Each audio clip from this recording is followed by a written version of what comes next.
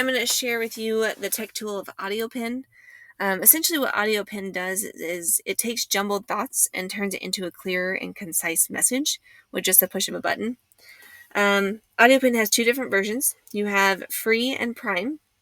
Free, you can only record for up to 3 minutes, and you can store up to 10 notes. These notes can be deleted to make up more room if you need it. A feature, just as Meta discussed in his 2023 article, it unlocks features like multiple language support, translation from one language to another. See, I have two different notes that are saved, and down here is where you do that record button. So I'm going to show you how it pops up. And again, for that free version, I'm allowed 3 minutes to talk. Okay.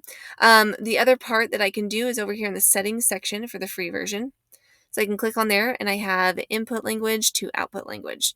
So right now I have it set to English to English.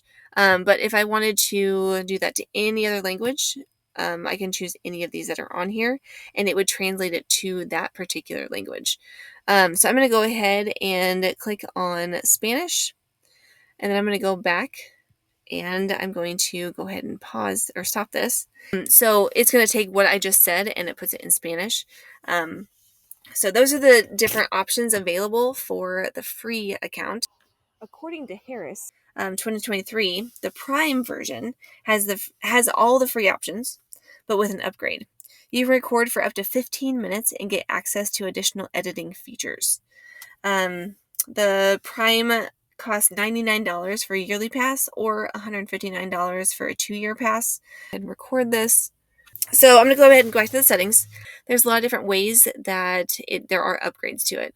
So the rewrite level Prime account, you're going to be able to change the low, medium, stick with high if you want. You can change the writing style. You can have it write like a certain person.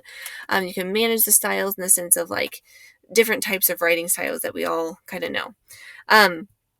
So you can click down here. You can pick all different sorts of options. Yeah. Something else that comes along with a Prime account is it creates a public profile for you. However, even though you have a public profile, it says right here, all your notes are private by default, but you can choose to make some of them public. And when you do, they'll be visible on your public profile. So even though you have a public profile, because maybe you do have the Prime account, it does not mean that everything that you're creating, like all your notes that you're creating, just automatically goes to your public profile. You're the only person who can choose to make sure that one goes there or not. When creating an account, all you need to put in is an email. So when thinking of protecting student privacy, the only information that constitutes a student as student data is their email. Most districts provide an email account for each student to access all of their different things. But that's just kind of the part of the privacy I feel like that may not necessarily be protected. So again, right up here, the account, all I needed was my email address, and then I was able to get right in. I'm going to go ahead and stop this. So here you go. You'll see right here. That's what pops up. Kind of talks through, says things a little bit clearer, which I kind of wish I would have said it that way instead of how I said it earlier. The AudioPen privacy policy here. What stuck out to me, it says right here, it says all information collected will be retained only for as long as your account remains in existence. It also says down here, all content created during your use of AudioPen is not visible to others. However, data stored on our servers is not encrypted, and it is retrievable to operators of AudioPen. So that's the only part that really sticks out to me that does not protect student privacy, the fact that it's not encrypted. The terms of agreement, there's also something on here that I want to also talk about. It says that you represent and warrant that you are of legal age to form a binding contract, or if not, that you've received your parents' or guardian's permission to use AudioPen, and that your parent or guardian agrees to these terms on your behalf. So this is something that is really concerning to me, in the fact that we need to make sure that the children or the students that are using it are of that legal age. Just as stated in, Gallagher, Magid, and Pruitt, 2017 article. It says student personal information includes any information about a student's identity, including the data created or generated by the student. In use of technology, email accounts are included.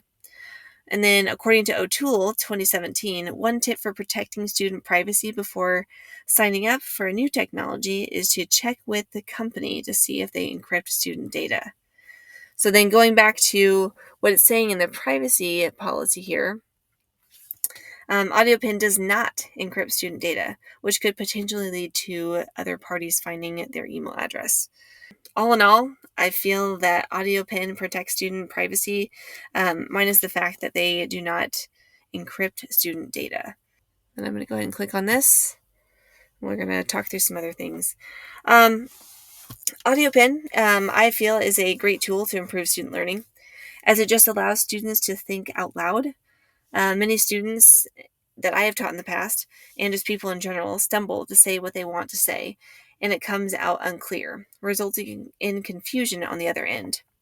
Using AudioPin, students are able to share their jumbled thoughts and then learn how to articulate and communicate better after AudioPin formulates a note to make it clear. Having the feature of translation also improves students' learning, as they are able to immerse themselves in a new language by forming their dominant language into one that they are trying to learn. Another group that can benefit from AudioPin was mentioned by Foreign Mulcahy in her post, and she said, it can be useful for students dealing with conditions like dysgraphia, dyslexia, and other differences that affect their writing abilities. And I agree with this because in the past years, I've had many students with types of learning difficulties with writing, and they've used speech to text, which worked well, but I feel that AudioPin would work better because it would make them make what they are saying clearer and with punctuation correct spelling. This in turn would help them to see their thoughts can be written more professionally and accurately. Right, I'm going to go ahead and stop this. You can see how that's going to rewrite what I wrote and made it sound a little bit clearer. I personally, as a teacher, I like this because I'm able to go in and it basically rewrites things for me as well to make it sound more clear and maybe more professional. So if I am creating something to send out to parents, like an email or something, I could also use this. So looking at this, I'm not going to read all of it, but I'll leave it on the screen here for a minute. You can see it's written way better than the way that I had said it. I would recommend AudioPin because taking into account the steps needed to help ensure privacy as well as abiding by its terms and agreements with age requirement, many students can learn and benefit from an application processing their jumbled thoughts and forming into something more clear and concise. This would provide students with more confidence that they do know what they are trying to say. It's just hard to articulate. I would say that continuing with AudioPin and analyzing how it forms clear messages would help to teach users stronger communication skills. The more that I've used this today and kind of like messing around with stuff, I feel like I have learned a little bit more how to be more articulate, how to change the way that I'm saying things in just a small amount of time that I've used it. And I think that could also be translated to students also being able to see and learn how to have stronger communication skills. All in all, I enjoyed learning about this tool, and I hope that I can start using it with my students this coming year because I really think that would be a really neat idea just to kind of help those students. Because just thinking about students in the past, there's certain ones who I'm like, yes, this would have totally helped them and kind of change their outlook and their view on education and learning in general. I would definitely recommend it. Can definitely show a lot of growth and things in students and give them more confidence. Okay, and that's it.